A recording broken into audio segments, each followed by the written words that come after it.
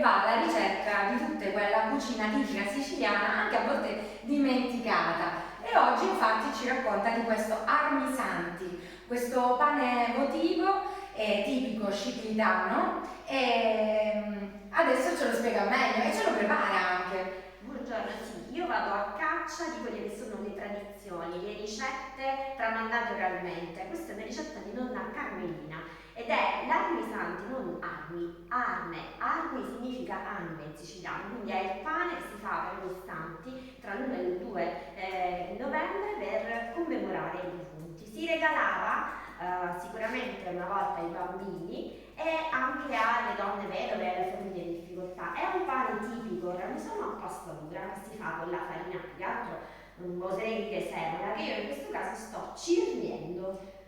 Significa sto filtrando per evitare di togliere l'impurità. Setacciando. Fatto questo faccio la tipica fontanella e verso dell'acqua a temperatura ambiente, acqua semplice, e comincio a lavorare questo pane che si iniziava a fare già dalla fine di ottobre, proprio per regalarlo alle famiglie durante la panificazione che si faceva abitualmente il sabato per il fabbisogno della famiglia. E poi si confezionava in questi piccoli pani che in realtà ricordano un abbraccio, quasi un cuore, e da qui il nome armisanti. In realtà si fa anche, si diceva, durante la festa di San Guglielmo, che è il protettore di Scipri, insieme alla Madonna delle Milizie, copatrone. Quindi io sto facendo vedere proprio l'impasto, ho preso la semola, l'ho fatta arieggiare e sto versando dell'acqua a temperatura ambiente, facendo proprio questo gesto simbolico, no? Che le nostre nonne, le nostre mamme chissà quante volte hanno fatto, quello di incorporare prima l'acqua e la semola. E il lievito quando va? Adesso a un certo punto io farò un'altra fontanella e comincio a mettere il lievito, perché la semola, il pane a pasta dura, tipico ragusano, è fatto con la semola e l'impasto è molto duro. Io metto sicuramente semola, l'acqua e il lievito, ma qualcuno a casa potrebbe anche mettere della farina 00 per farlo venire un attimo più morbido. Non si fa, però si sa che ultimamente le mode vengono un attimo prese di punta, insomma, poi uno a casa fa quello che crede. Però fatta questa operazione, a un certo punto cosa succede? Io metto il sale. Sì, anche. Metto il sale lontano dal lievito e continuo ad impastare. Guardate, accarezzo il pane, raccolgo la farina e comincio proprio a mettere tutti insieme i grani. L'acqua ovviamente va aggiunta poco alla volta, al fabbisogno. Io lo faccio poco alla volta perché la velocità dei grani antichi è semplicemente diversa da quella della farina. Vediamo che il panetto è diventato liscissimo. Sì, abbiamo già il nostro panetto pronto. Guardate, ce l'ho qui con il segno della croce. Mia nonna mi ha insegnato che quando si metteva a lievitare si faceva il segno della croce. Quando la croce si allargava il panetto era pronto. Quindi una sorta di benedizione. Una sorta di benedizione. Una cartina tornasole. Sì, volendo anche questo. Faccio un attimo di spazio e poi si mette a lievitare, giusto? Sì, io l'ho messo qui in un canovaccio, ho messo il mio panetto che adesso tiro fuori perché è già lievitato e vi faccio vedere come si fa questo abbraccio. Vado a prendere il mio panetto, lo divido a metà e comincio un attimo a lavorarlo facendo in modo, pulisco le mani, facendo in modo di ottenere un salsicciotto, né di più né di meno. Guardate, non metto farina perché comunque l'umidità è perfetta oggi, dopo questa ondata di pioggia si lavora anche molto bene e continuo a fare questa operazione, no?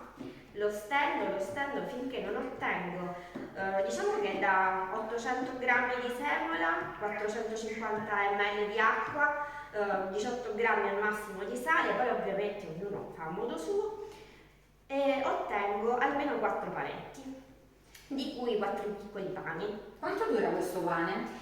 Allora, sicuramente anticamente si metteva il lievito madre e durava anche una settimana, anche perché c'è poca acqua. 3-4 giorni va benissimo, quindi in realtà si preparava tra l'1 e il 2 perché si sa, i bambini siciliani aspettavano questa nottata per ricevere i regali. quindi oltre alla frutta secca, oltre alla marmellata di mele cotogne si trovavano anche questi piccoli pani.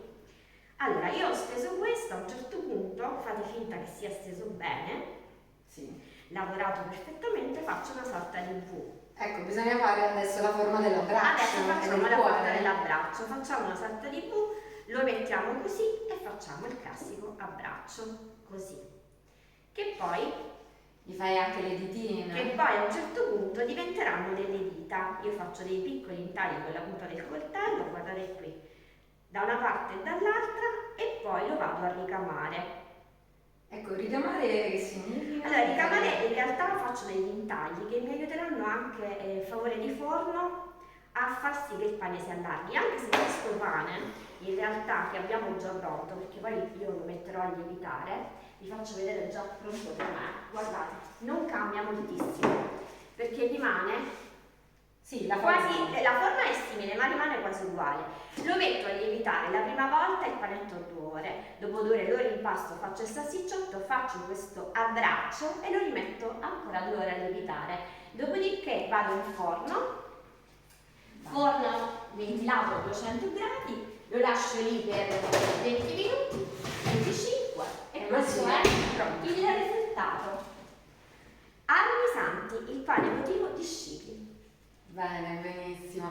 E questo quindi la mattina, poi lo si ritrova a tavola i due. Esatto, questo i bambini lo trovano insieme ai giocattoli, lo trovano insieme alla frutta secca e alla classica marmellata di mele cotogne. Ovviamente oggigiorno troviamo anche i giocattoli insieme al pane. Lo vogliamo spezzare e vedere dentro Sì, com'è? guardate che profumo, mi spiace che non si possa sentire, però lo spezzo, guardate, è ben alveolato, senti? Sì. E soprattutto infatti è bello. È bello, sì, guardate, è pasta dura. È il panico tipico che noi chiamiamo pane di casa, pane tipico a pasta dura con bassa idratazione e lievito madre. Io oggi per fare prima ho utilizzato il lievito di villa fresco, sciolto nell'acqua direttamente e un pizzico di sale. Veronica, Sì. grazie davvero per questo omaggio che ci avete fatto. Qui in studio qualcuno reclama di non aver constatato. Lo porteremo.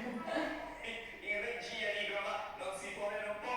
Grazie davvero alla nostra Veronica Baldanino, con lei anche Barbara Tocchi. Grazie a voi. Grazie davvero, buona giornata. Ciao.